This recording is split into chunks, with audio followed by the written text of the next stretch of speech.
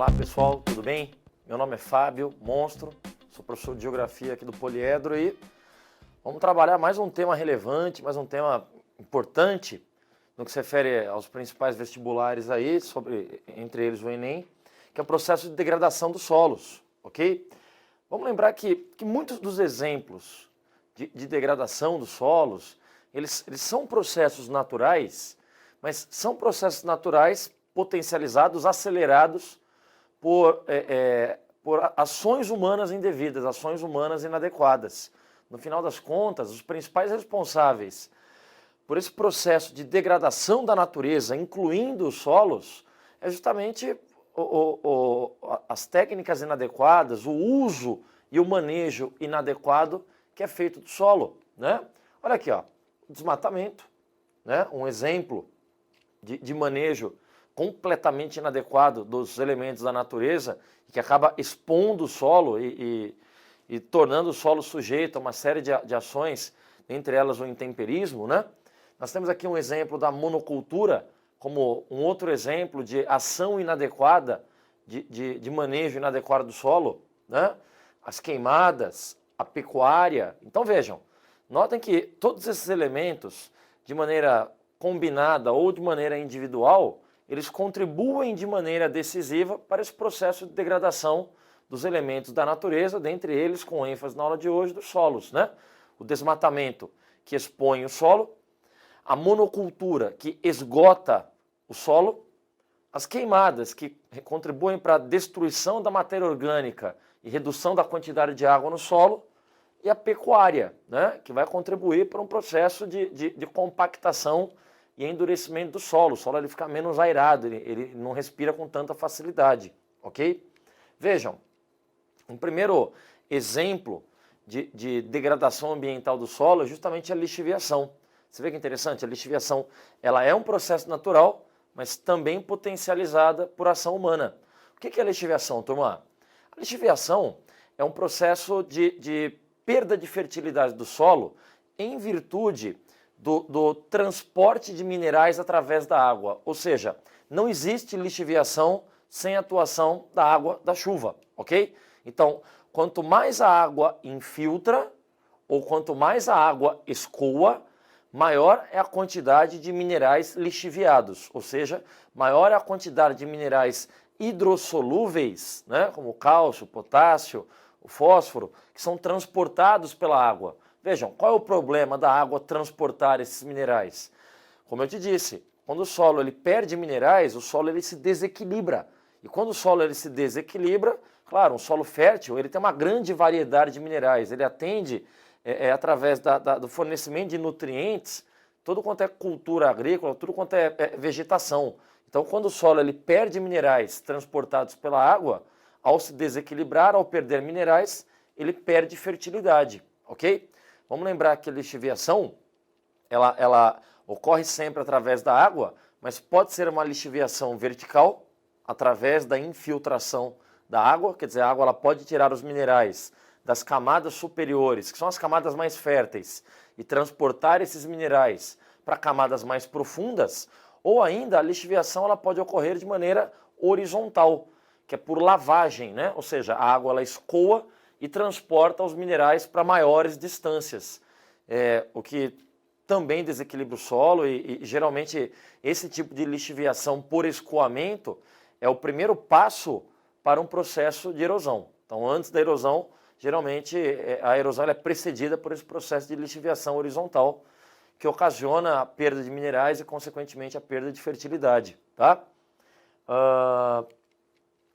Aqui um outro exemplo de degradação dos solos, que é justamente o processo de ravinamento, que é um tipo de erosão, né?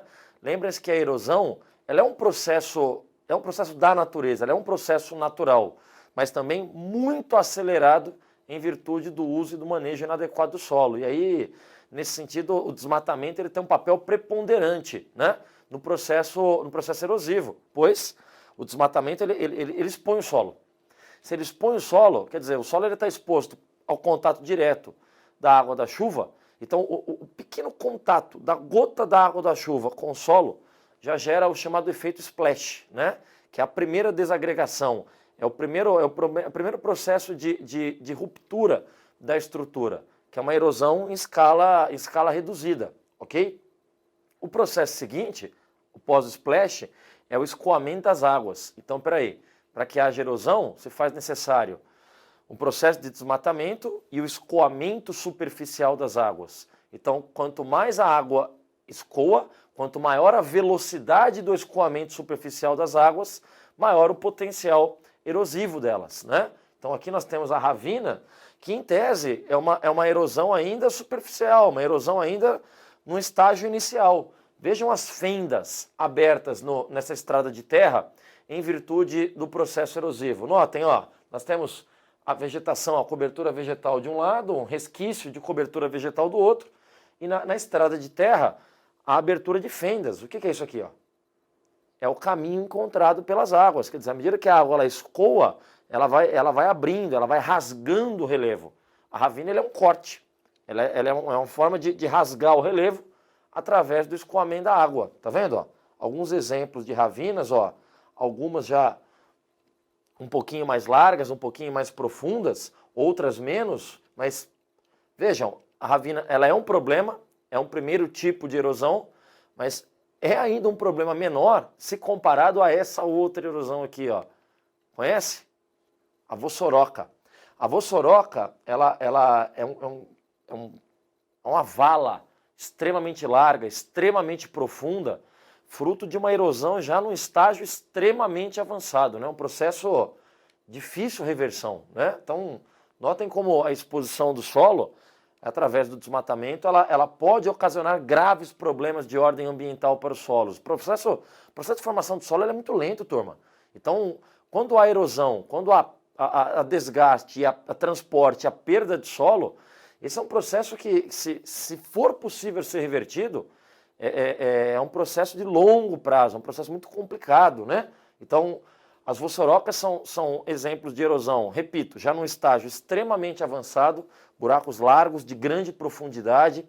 Em muitos casos de vossorocamento, é muito comum a presença de água no fundo da vossoroca, e aquela água, na verdade, não é o rio que brotou, não são as minas de água que brotaram e chegaram à superfície. Pelo contrário, o buraco ele é tão profundo que ele atingiu o patamar de um aquífero, ele atingiu o patamar dos aquíferos livres, dos lençóis freáticos. Então não foi a água que buscou a superfície, foi a superfície, foi o buraco que atingiu o lençol freático, né? Essa é uma erosão grave, um problema grave sob o ponto de vista ambiental. Aparece bastante em prova, fiquem de olho. Quando há erosão, há um processo de desgaste, há um processo de desagregação da estrutura e o transporte dos sedimentos, né? Esses sedimentos têm que parar em algum lugar. Bom, em virtude aí da própria disposição do relevo, os sedimentos eles tendem a se acumular nas partes mais baixas do relevo. E aí, lá no fundo de vale, nós temos a presença dos rios, né? Então, a presença da mata ciliar, tão importante para garantir a integridade das margens dos rios, quer dizer, preservar a mata ciliar é preservar a biodiversidade, é preservar solo e é preservar a integridade dos rios.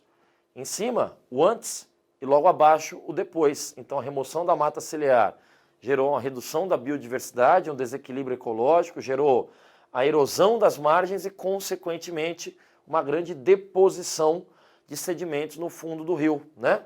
Essa deposição de sedimentos no fundo do rio, conhecido aí também como assoreamento, né? Então, quanto maior a carga de sedimentos no fundo do rio, menor a profundidade do rio. Então, um rio antes com grande volume d'água, né, rios largos, mais profundos, acabam se transformando em pequenos filetes d'água, fruto da erosão acentuada, né? Isso aqui já de natural não tem nada, viu? É tudo exemplo de ação humana inadequada. Olha o que aconteceu com esses rios. Olha só, olha os bancos de areia que se formaram aqui, não matando, mas diminuindo muito, né, a potencialidade, o volume, os fluxos de água, né?